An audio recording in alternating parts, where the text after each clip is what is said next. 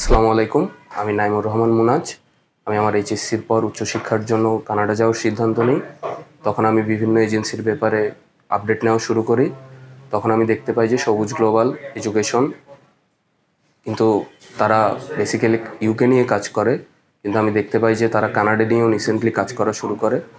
তো আমি তাদের সাথে যোগাযোগ করি এবং আমি তাদেরকে আমার ব্যাপারটা খুলে বলি যে আমি কানাডা যেতে চাই এরকম। তারপর তারা আমাকে আমার কলেজ, যেটা জর্জ ব্রাউন কলেজ, ওটার ব্যাপারে আমাকে সম্পূর্ণ ধারণা দেন এবং সম্পূর্ণ ভিসার যে প্রসেসটা আছে ওইটার ব্যাপারে ধারণা দেন এবং তারা আমাকে যথেষ্ট সহযোগিতা করেন এবং